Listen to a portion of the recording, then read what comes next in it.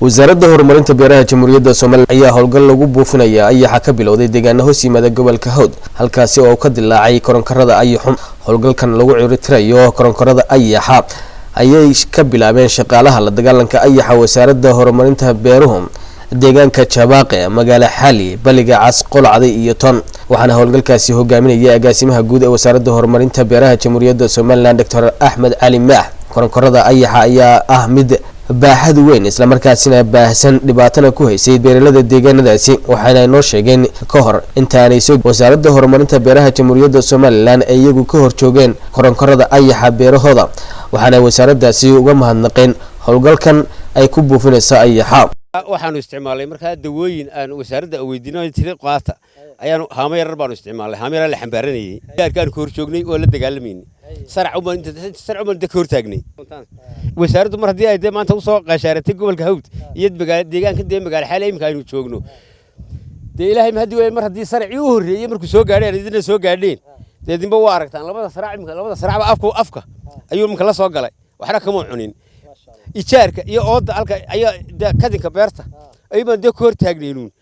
oo hadiye habeen aan ka hor taagnay waa ku mahadsantiin aad iyo aad waan idinku mahadnaqaynaa Ahmed Abdi oo ah gudoomiyaha deegaanka Toon ayaa horay isagu taageero uga dalbaday wasaaradda horumarinta beeraha jamhuuriyadda Soomaaliland ayaa dhankiisa xusay inay wasaaraddu ka soo jawaabtay dalabkiisa ahaa in wax laga qabto koronkarada ayaxa ee ka dilaacday deegaanka Toon horta waxaan u mahadnaqayaa wasaaradda beeraha oo baaqi aanu dirnay si degdeg ah nooga soo jawaabtay imika ayaxii waa kan halkan fadhiya waa tan la buufinayo agaasimi iyo baabuurtu watay waa kuwa nala jooga waa kuwa naga buufinaya wasaaradda horta waxaan ku taageerayaa sida ay uga shaqeynayaan dadka ay ugu dhagal nugul yihiin way ku mahadsan yihiin inay taana sii wadaan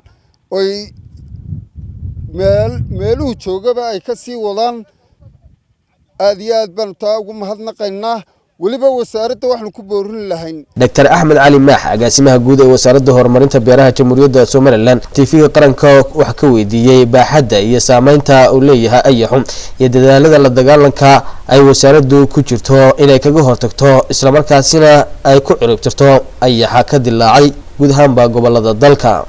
run ahaantii waa hawl aad u ballaaran saad la socotaan ba saakayna soo wada bilownay subaxnimadii meelo badan baanu soo marnay gobolka Hawd ka mid ah imankana waa naga maraynaa Toon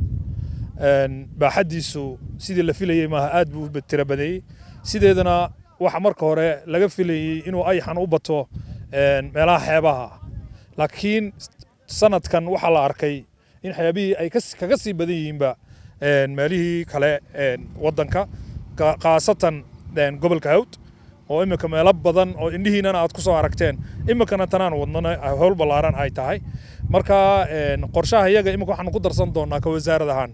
inaanu xeebta kaliya baalku aanu saameyn ku yeelan laakiin wadanka guud ahaan uu saameyn ballaaran ku leeyahay waanigii doorkii dhaweydna tagay gobolka Sanaag gaar ahaan banki Saraareed runaantii lama arag ayaxday banka cidlada ah muxuu ahaayay ku tarmaya laakiin waa wax nagu cusub taasina waxa weeye barwaaqada way keenaysaa kow tan labaad wadankeeni oo noqday meelaha ugu badan xagga xeebaha uu ku tarmo ayaxu taasina ay saameyn badan keenayso marka uu deeqaan gaaro stage-ka ama marxaladda shanaad inuu duulo uu dib ugu noqdo xeebtii iminka markaad eegtaan jihada uu ku sii socdo ayaxa yaryare waa waqooyina waxay naga xigaa waa xeebta markuu gaaro marxaladda shanaad toos buu u tagayaa haddana xeebihii iyo dhulkii kale uu ku tarmayay marka waxa weeye markaa kadib buu haddana dib inuu soo noqon doonaa laakiin marxaladaas oo dhan wasaaraddu runtii intii karaankeeda way ka dadaalaysaa insha Allah iyadoo kaashanaysa waaxdeeda badbaadada beeraha iyo qaybta ayaxa oo runtii si aad u shaqeynaya iyagoo qalabka ay haystaan iyo shaqadooda marka la isu eego ay aad u kala ballaarantay waayo qalabka ay haystaan aad buu u yariyay alxamdulillah imankaaban haysanaa ilaa iyo 6 gaariyo cusub oo saaran qalab casri ah ama mashiino casri ah oo si aad arkaysaan uu ninka darawalka isagoo halkiisa fadhiya uu ka kontroolayo ku buufinayo marka waxa weeye annagoo la kaashanayna ilaahay marka ugu horeysa iyo shaqaalaha wasaaradda horumarinta beeraha waxaanu ka gaari doonaa guul insha Allah taala tan kaliyan mar walba aan codsanayna waxa weeye maantana aan aad ugu hambalyeynaya tuulooyinkii iyo magaalooyinkii aan soo maray ay ugu dambayso Toon oo imika nala joogo gudoomiyaheeda sida ballaaran ay dadweynuhu ay u garab istaageen shaqaalaha wasaaradda horumarinta beeraha ee ku hawlan hawshan. Cabdiqaadir Cabdullaahi Nuur, telefishinka qaranka Somaliland, Hargeysa.